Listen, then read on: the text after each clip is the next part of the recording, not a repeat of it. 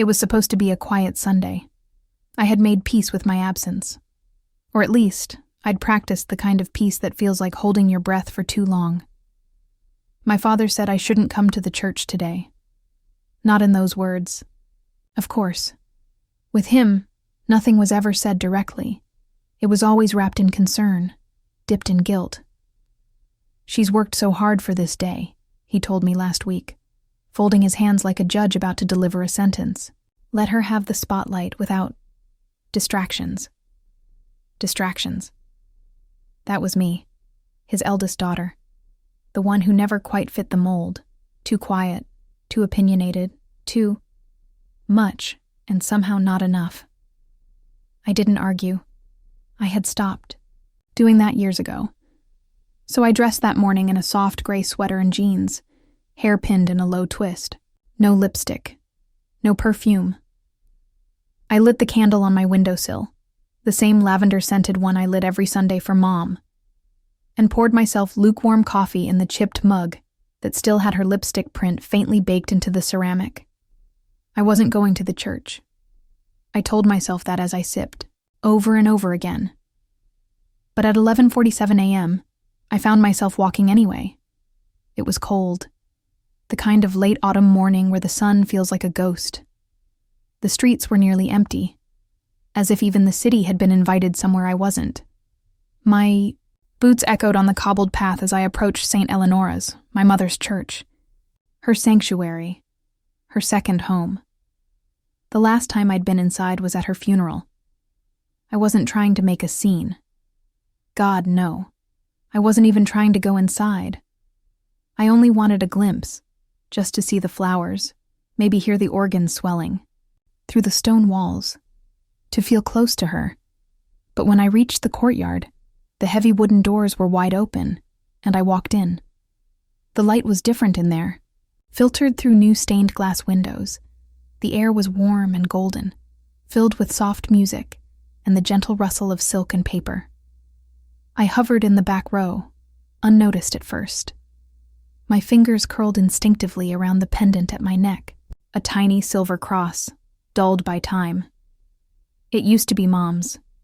She never wore jewelry, except this. That's when the priest looked up. He paused mid-sentence, his eyes finding me through the crowd. Recognition dawned. He smiled, and then, loud, enough to carry across the vaulted ceiling, he said, "Ah, our anonymous donor." Everything stopped. Heads turned. I felt them before I saw them. My father, stiff in his suit, jaw clenched like stone. My stepmother clutching her pearls. My sister frozen in white lace, her bouquet trembling slightly. I couldn't move. The words hung in the air like incense smoke, thick and impossible to take back. The priest continued, unaware. "We owe such gratitude to her. Without her generosity, this restoration wouldn't have been possible. Please, let's—" He stopped as he caught sight of my father's face. I backed away, heart pounding in my throat. A wave of heat surged through me, then cold, then something I couldn't name. My legs carried me out of the church on instinct, but not before I saw it, the new plaque on the marble entryway. In honor of Patricia Elwood, beloved wife, mother, and guiding light. Gifted by Jonathan Elwood and family. I almost laughed. He had taken it. The donation. My inheritance. From Mom. The money I gave in silence, in grief. To see the church reborn. To give something back to the space she loved. I never asked for credit, but I didn't expect him to take it either. Outside, the wind cut against my skin. I clutched my coat tighter and kept walking. The weight of what had just happened hadn't hit me yet. Not fully. I felt like a camera. Flash had gone off in my face, and the world was still white. By the time I reached my apartment, my hands were shaking so badly I dropped my keys twice. The moment I stepped inside, I pulled the pendant from my neck and set it beside the candle. I looked around the room. The framed photo of Mom and me on the bookshelf, the stack of donation receipts in the drawer, the printout of the wire transfer, that bore only my name. He knew. He had known all along. And now so did everyone else. I thought I had made peace with being erased. But peace doesn't look like humiliation under cathedral light. Peace doesn't taste like old coffee and cold betrayal. The truth was out. But this story, my story, was only beginning. My father always said daughters should be pleasant. It was one of those words that sounded harmless on the surface, but carried the weight of erasure. Pleasant meant quiet, agreeable, never too loud, never too emotional, and certainly never right. Not in a way that made him wrong. I learned to disappear in rooms he entered. I don't mean physically. I mean in the way a shadow disappears when the sun shifts behind a cloud. At birthdays, holidays, graduations, I learned how to fold myself into corners, to make my voice small, my laughter softer, my opinions palatable, my presence optional. My mother used to sneak glances at me in those moments. She never said much, but there was always a flicker in her eyes, the kind that said, "I see you, even if he doesn't." After she died, that flicker vanished, and my father bloomed in the space her silence left behind. He wore his grief like a tailored suit, clean, dignified, and designed for admiration. People brought casseroles and condolences. He brought photo albums and speeches. At the funeral, he cried at all the right moments, quoted Bible verses she'd never once read aloud, and spun her memory into something public, performative, useful. A month later, he announced he was remarrying. 6 months after that, he married Cynthia, a woman who smelled like money and correction fluid, and whose nails clicked against wine glasses like the ticking of a metronome. I was 29. I didn't protest. I just moved out of the house she died in and into a one-bedroom walk-up that smelled like cedar and old paint. The window leaked when it rained, and the floor groaned with every step. But it was mine. And for the first time, no one told me how to decorate it, how to dress, how to sit. I got a job curating exhibits at the local history museum. Nothing fancy, just archival work mostly. Cleaning up the past, restoring forgotten artifacts. It felt poetic somehow. Like I was giving voice to things long silenced. I adopted a scruffy mutt with crooked teeth and named him Jasper. He was skittish at first, much like me. But we grew into our space together. Morning walks, late-night movies, dinners that didn't require table manners or conversation starters. And Sundays. Sundays were for her. My mother loved St. Eleonora's. She lit candles there every week, always in the second pew from the front, always for someone other than herself. She used to call it her sanctuary. My little piece of quiet in a noisy world, she'd say with a half smile. After she passed, I stopped going. It hurt too much.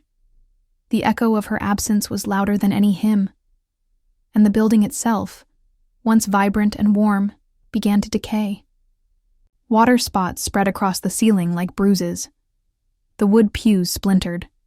The choir room smelled of mildew and neglect, but I couldn't stand watching it die. So I gave, quietly, anonymously, using what little inheritance she'd left me, the portion my father hadn't absorbed into household expenses or estate matters. I transferred it in one lump sum. Enough to restore the roof, fix the windows, bring back the stained glass in the chapel dome, the one my mother used to gaze up at when she thought no one was looking. I didn't want credit. I didn't even tell my sister. All I wanted was to give Mom's sanctuary a second life. That was enough, until it wasn't. Because months later, a glossy church bulletin arrived in my mailbox, addressed to the Elwood family. I almost tossed it, but curiosity won. On the front was a full-color photo of my father, standing next to the priest, smiling beneath the new dome. The caption read, With deepest thanks to Mr. Jonathan Elwood, whose generous donation made this restoration possible. In memory of his beloved wife, Patricia. My hands trembled as I folded the paper. I didn't cry. I didn't scream. I didn't even call him. I just stared. And for the first time in years, I felt something twist inside me. Something ancient and sharp, like an old nail pulled from a rotting board. A part of me that hadn't spoken in years whispered, "You were never supposed to be visible, only useful." Still, I said nothing. I went to work, walked Jasper, lit candles for her until the wedding. It was meant to be small, tasteful, family only, as Cynthia insisted. My sister's big day, my half-sister, technically. I'd watched her grow from a bratty 10-year-old with acrylic nails into a polished woman with a law degree and a fiancé who laughed too loud at his own jokes. She wasn't unkind, but she had inherited our father's love for optics. I received no invitation, just a phone call. My father's voice was syrupy and slow, like he was talking to someone very fragile. "I think," he said carefully, "it might be better, for everyone, if you didn't come." I waited for a reason. One never came. He ended with, "Let's not make this day about old wounds." I wanted to ask, whose wounds exactly? But I didn't. I simply said, "Of course," and that was that. On the day of the wedding, I put on the perfume my mother used to wear, a soft lilac scent that always made me think of her brushing my hair before school, and I walked Jasper to the bookstore across town. I bought a used poetry book, drank a lukewarm chai, pretended not to think about the white dress or the vows or the bouquet toss I wouldn't be part of. I told myself I didn't care. But deep down, I felt like a ghost at my own life. The air outside, the church felt different after the priest said those words, like it had thickened with judgment and the stale breath of 100 hushed voices. Ah, our anonymous donor. I could still hear it, could still feel the pause that followed, the congregation twisting in their pews like dancers mid-spin, unsure if they were still following the music. And my father, his face didn't just fall. It hardened, like porcelain that had cracked long ago and was now threatening to shatter. I hadn't meant to stay, but I stood in the church's outer courtyard, paralyzed. Half of me wanted to run. The other half wanted to burn the whole illusion down.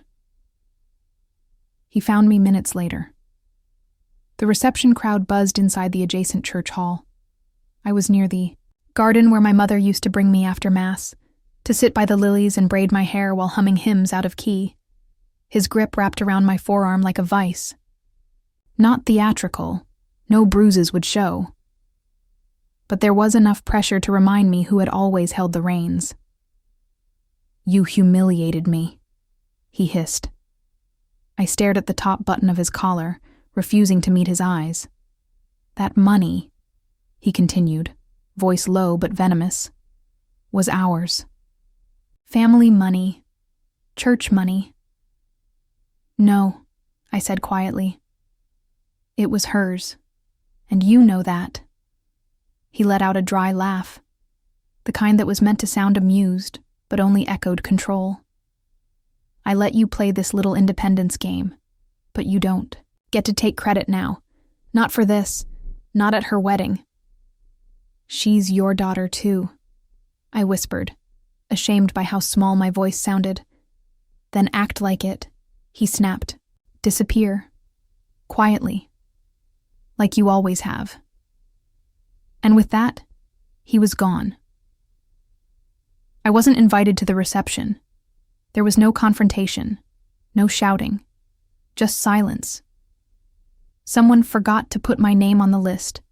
Someone else said there wasn't a seat left. Cynthia offered me a forced smile at the garden gate, the kind that looked like it had been practiced in a mirror, and said, "Thank you for coming, dear, but it's a very intimate gathering." So I didn't push. Instead, I crossed the street and slipped into the little cafe I used to visit with my mother on Sundays after church. It hadn't changed. The same wobbly chairs, the same lace curtains yellowing in the corners. I ordered a black coffee and sat by the window in my red dress, the one I'd saved up for, weeks of choosing groceries off the clearance rack, just to afford it. I thought it made me look strong, like a woman with purpose, but in that moment, I felt like a fraud in borrowed skin. From my seat, I could see them toasting behind the frosted glass of the reception hall. My sister raised, her glass, cheeks flushed, veil tucked neatly behind her ears. My father gave a speech, arms outstretched, smile wide, the grieving husband turned community leader. Applause followed. He soaked it in like sunlight, and I, the daughter who had vanished, cried into a cup of lukewarm coffee, quietly, pleasantly. By the time I got home, the sun was gone. I climbed the stairs of my apartment building on autopilot, Jasper's barking echoing behind the door. He greeted me with his usual energy, tail wagging, tongue lolling, unaware of the invisible weight I dragged in behind me. But when I flipped on the light, I froze. The window near my desk was cracked, open, something I never did. I was cautious to a fault, always double-locked, always closed blinds, always aware. The drawer I kept my files in was pulled halfway open. My laptop, the old silver one with the chipped corner and paint stains, was gone. At first I thought, maybe I had misplaced it. Maybe I had left it at work. But then I checked the closet, the shoebox of receipts, the copies of the wire transfer, the thank you letter from the church office, all gone. Only the empty folder remained. A silent cavity. A theft that was precise. This wasn't a robbery. No jewelry was touched. No TV taken. They wanted that. The records. The proof. I sank to the floor beside Jasper and stared at the overturned chair. My skin felt too tight, my bones too loud. My breath came in short, sharp bursts. He had done it, or someone close to him. It didn't matter how. What mattered was that it wasn't random. He hadn't just erased me publicly. He was erasing me on paper too. And suddenly, it all made sense. The way he had rewritten the church bulletin. The way he claimed Mom's inheritance was community property. The way he looked at me like a threat, not a daughter. It was never about generosity. It was about narrative. About owning the story. Mine, hers, the church's. He had spent years casting himself as the widower who held the family together. And I had been the invisible daughter. Useful, quiet, contained, until I wasn't. That night, I didn't sleep. I sat by the window with Jasper curled at my feet, staring at the city lights that blinked like tired stars. I thought about my mother, her soft voice, her perfume that still clung faintly to the scarf in my closet. I thought about the church pew she always sat in, how she would tilt her head just so, the light painting her face through the stained glass. I thought about the donation, not as money, but as memory, as love, as something I had planted in her name. And now, he had claimed even that. But somewhere between 2 a.m. and 3, something inside me shifted. Not a dramatic spark. Not righteous fury, something smaller, quieter. A seed. I didn't know what I was going to do yet, but I knew this. He didn't own my story, not anymore. I didn't pack much when I left, just a few changes of clothes, my sketchbook, the lavender, perfume bottle that once sat on my mother's dresser, and the silver cross pendant I'd stopped wearing but couldn't let go of. I fed Jasper one last time, arranged for Mara to pick him up later, then left the apartment without a note, without a message, without a plan. There was nothing left in that space, but grief, with its fingerprints on everything. The drive was quiet. I kept the radio off. The highway north was a stretch of gray ribbon flanked by fir trees and memory. 2 hours passed in silence, my thoughts humming louder than any engine could. I didn't cry. Not yet. I think part of me was afraid that if I started, I might never stop. Mara's cabin sat tucked beside a lake the color of old silver. It was small, just a single room and a screened porch. But it welcomed me like a long-forgotten hug. No cell service, no neighbors. Just the whisper of wind through pine and the slow, steady rhythm of water lapping against the dock. I stood on the porch with my duffel slung over one shoulder and breathed in. For the first time in weeks, I felt something shift inside me. Not relief, exactly, but permission. Permission to unravel. The days there melted together like watercolor bleeding. Across the page, I painted again. Nothing polished, just raw sketches in pencil and ink. My hands remembered even when my heart didn't. I sat barefoot on the wooden dock with the sketchbook in my lap, watching the light change across the lake. Morning gold, afternoon gray, evening fire. I let wine stain my lips and ink stain my fingers. I wore the same sweater for 3 days. I stopped brushing my hair, and in that disheveled quiet, something ancient stirred in me. A girl I had buried beneath years of obligation. The girl who used to read Mary Oliver aloud to her mother while she peeled apples in the kitchen. The girl who dreamed of art school before her father laughed and called it a waste of tuition. The girl who once believed she could create something lasting. I started writing again, too. Just thoughts, fragments, questions I had been too afraid to ask. When did I start calling silence peace? Why did I mistake invisibility for safety? What would she say if she could see me now? It was at the town potluck, 2 weeks after I arrived, that I met Gwen. Mara had insisted I come.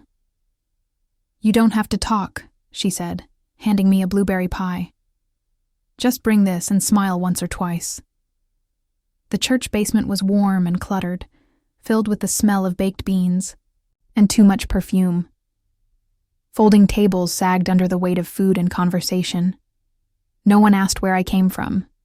No one knew my father's name. I sat in the corner, sipping cider and watching strangers share stories, laugh, bump shoulders. It felt like another planet. Gwen sat beside me without asking. She was older, with sharp eyes and kind hands. She complimented my boots.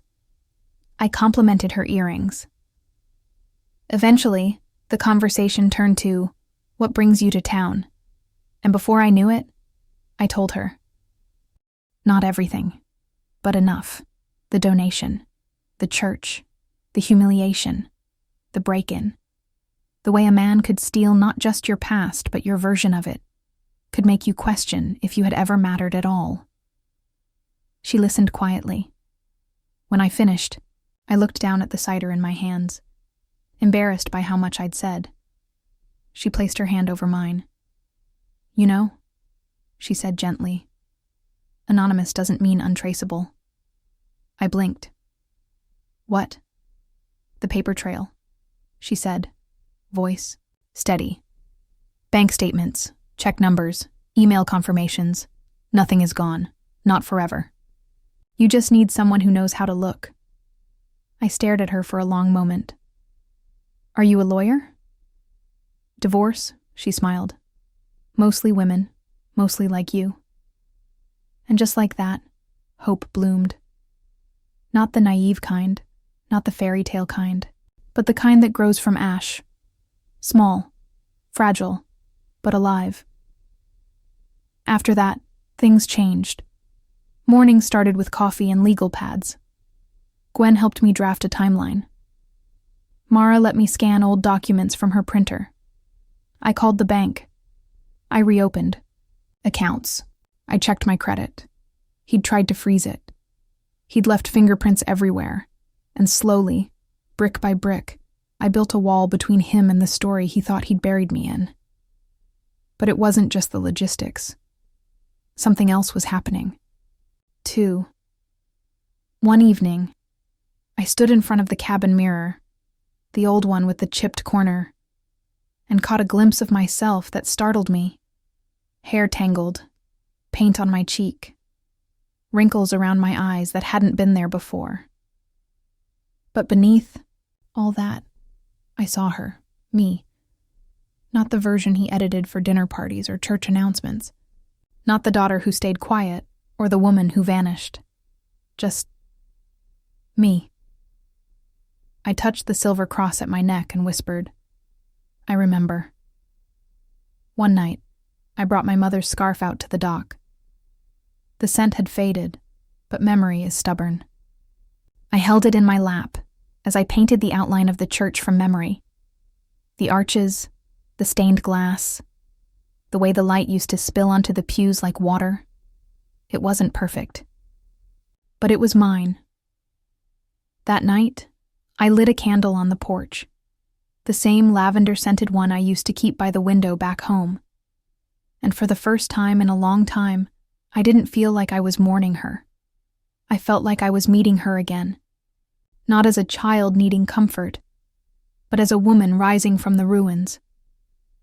Coming back to the city was like walking into a crime scene where the blood had already been scrubbed clean, but the memory still stained the walls. I didn't go straight home. I couldn't. Instead, I stayed in Mara's spare room above her garage, the one she used to store old canvases and forgotten furniture. Gwen came by every evening after work, her briefcase full of legal pads and highlighters. We sat cross-legged, on the floor like schoolgirls cramming for a test. Only this was a war. And I finally knew which side I was on. We started with the basics, the donation, the bank records, the wire transfer. I still had partial statements saved in old emails. Not enough to prove everything, but enough to show a thread. Gwen knew where to pull. "Forging one document?" she said, tapping her pen against her notepad. "That's careless. Forging 5? That's arrogance." My father hadn't erased me. He'd only buried the evidence. And Gwen had a shovel. We tracked the paper trail through the renovation committee's records, names, dates, invoices. I had emailed the church secretary twice in the early days of the donation, before going fully anonymous. Gwen sent polite but firm letters requesting those archives. The secretary responded with a stack of PDFs and a sweet postscript. "We've always wondered who she was. Thank you." The day I opened a new bank account under my own name. My name, not the joint name my father once insisted upon for security reasons. I felt like I could finally exhale. With every form I signed, every notarized statement, every dusty file I dragged back into the light, I reclaimed a piece of myself. But it wasn't just numbers I was rebuilding. I returned to the museum, part-time. They gave me back my desk, the same one I used to sit at while cataloging artifacts of women who had lived, and fought, and been forgotten. And I started painting again, not just on dockside paper, but on canvas. Real pieces, with intention. My first series was called Inheritance. It featured faceless men carved into stained glass windows, their feet resting on the backs of arched women. Each piece used fragments of poetry my mother used to read. "Tell me, what is it you plan to do with your one wild and precious life?" I stitched the line through the glass with gold paint. The final piece in the series showed a woman, stepping out of a cracked window frame, barefoot, hair loose, walking into flame and water at once. It sold in an hour. So did the rest. I was no longer hiding behind anonymity. My name was printed in the gallery program. My story, or at least the version I was ready to tell, was whispered over wine glasses and captured in headlines like "Daughter of Prominent Donor Breaks, Silence with Stunning Exhibit." My father didn't comment publicly, but I knew he'd seen it. The day after the gallery opened, I found a new church bulletin in my mailbox. Front page, "A Legacy of Giving," honoring the Elwood family's continued devotion. And there he was again, smiling with the priest, standing beneath the very dome I had paid for, my name nowhere to be found. He still thought he owned the narrative. But I wasn't afraid of the light anymore. One afternoon, I visited the church alone. I wore my mother's scarf and the silver pendant. I stood in the center of the chapel and looked up. The glass dome shimmered in the late sun, reds, blues, and gold spilling across the marble floor. My breath caught. For a moment, I could almost see her, sitting in the second pew, hands clasped gently, eyes tilted toward heaven. I sat there for an hour, not praying, just remembering. A woman entered with 2 young children. She nodded to me, then pointed up at the dome. Beautiful, isn't it? They say it was a gift from a woman whose mother loved this place. I smiled softly. Sounds like a good daughter, I said. Gwen was the one who said it first. You don't owe him revenge, she said over dinner, but you do owe yourself the truth, publicly. I nodded slowly. I didn't want to ruin him. That wasn't the goal. What I wanted, what I needed, was to be seen, not applauded, not pitied, just known. So I made a decision.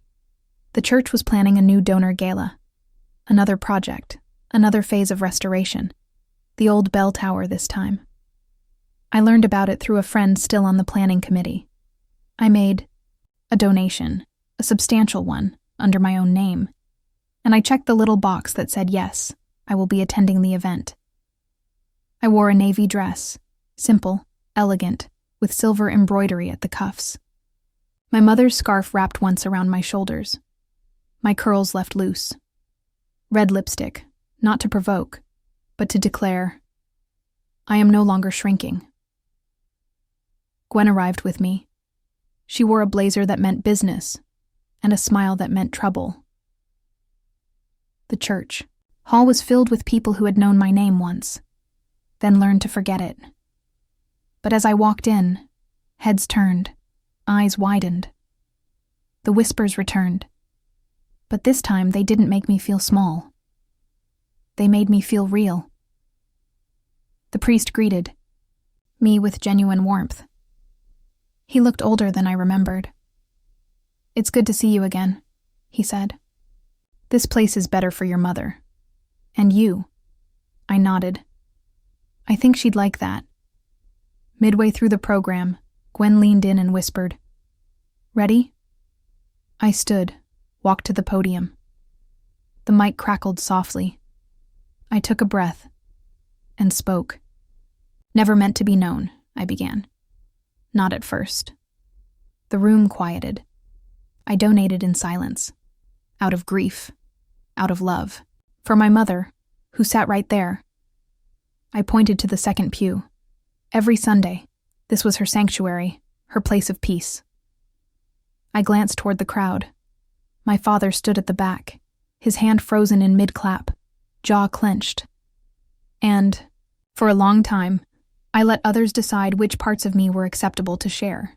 I let my name disappear while others wore it like a medal. A hush fell. But I've learned something in the past year. Giving without acknowledgement isn't humility when someone else uses your silence as a stage. I reached into my pocket, unfolding a small paper. These are the original documents. The trail. The truth. And I'm not here to take anything back, only to set it right. I looked directly at my father. My name is Clara Elwood. My mother was Patricia. And the dome above us, the one she loved, was hers and mine. Not because of money, because of memory. I stepped down to silence. Then, applause. Not thunderous, but steady. Respectful. Real. And this time, I didn't flinch under the light. That night, as I walked alone through the empty chapel, I touched the marble plaque one last time. The inscription still bore his name, but something in me had shifted. He could have the stone. I had the story. This time, I didn't slip through the side door. I didn't wear gray or hide behind the back row. I didn't tuck my hair into a bun or avoid the gaze of strangers. I was invited. The donor gala for the unveiling of the new bell tower had been planned months ago. It was meant to honor the next phase of the church's restoration, another legacy project. Another plaque, another photo opportunity. And once again, my father's name was at the top of the guest list. What he didn't know, not until the invitation list went to print, was that I had become one of the largest donors behind the project. Through a foundation Gwen helped me set up, I had contributed just enough to ensure a seat at the table and a voice at the microphone. There's a particular kind of satisfaction that comes from being the storm no one predicted. The woman they didn't plan for. I wore ivory silk that night, not white like a bride, not black like mourning, soft, unassuming, and yet radiant. It flowed when I walked. I wore my mother's scarf loose over my shoulders, and a ring Gwen had given me, a silver band shaped like a flame. I let my curls fall freely. Red lipstick. No apologies. Gwen drove us downtown. She didn't speak much, just reached over once to squeeze my hand. The weight of what I was about to do pressed softly against my ribs. Not panic, but purpose. I wasn't here to expose him. I was here to exist, fully, unhidden, undeniable. The church hall was adorned in soft gold and rose lighting. Strings of warm bulbs hung like constellations from the rafters. Tables were dressed in white linen, names etched on gold place cards.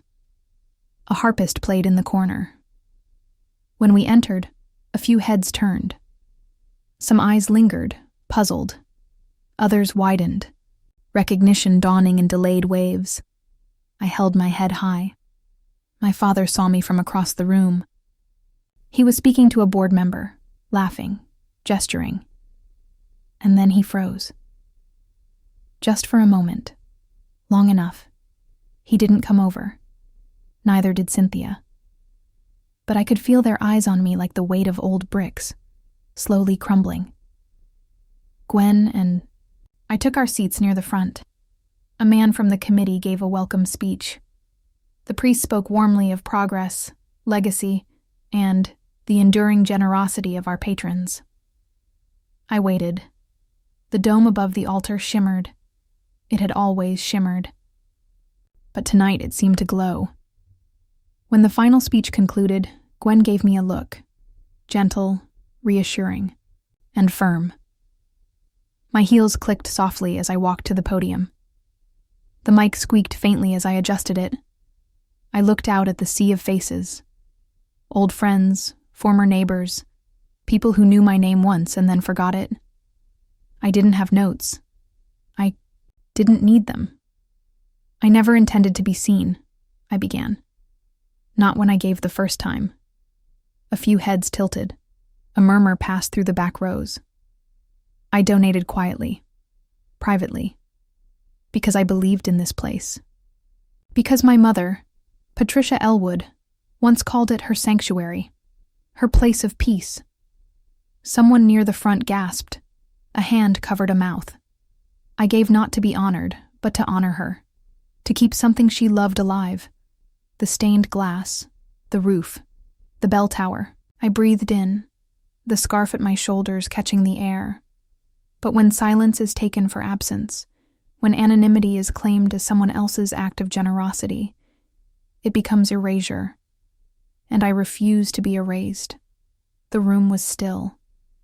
Even the harpist had gone quiet. I am not here to accuse. I am here to return, to reclaim what was given in love and claimed in ego. I paused, scanning the crowd until my gaze landed on him. My father stood stiffly at the back, his hands clasped in front of him, his face pale, unreadable. I bring with me the original documents, bank statements, emails, confirmations, showing the donation path. not to shame, but to clarify. Gwen stepped forward quietly, placing neatly prepared folders on the side table. One for the committee, one for the archives, one for the press. I looked down, then up again, letting my voice soften. My mother loved this place, and I loved her. This is our shared legacy, and I will no longer be silent about it. Silence stretched long after I stepped down. Not uncomfortable, just full. Heavy with meaning. Eventually there was applause, polite at first, then growing. Some stood. Others looked between the files and each other, unsure where to rest their eyes. My father remained seated. He didn't clap, but he didn't speak either.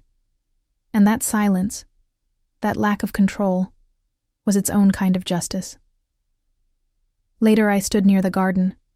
The marble plaque with his name still sat near the bell tower. Didn't touch it. I no longer needed to. A little girl in a satin dress wandered over to me. Her shoes clicked like mine had. She looked up, wide-eyed. "Are you the lady who paints windows?" she asked. I smiled. "Something like that." She leaned in closer. "I want to paint windows when I grow up." I crouched to her level and tucked a loose strand of hair behind her ear. "Then do it," I said. "And when you do, sign your name." That night, back home, I placed my mother's scarf back in its box. I lit the lavender candle beside it, watched the flame sway. In the mirror, I saw myself, no longer a background figure, no longer an unnamed donor, just me. And for the first time, I was enough.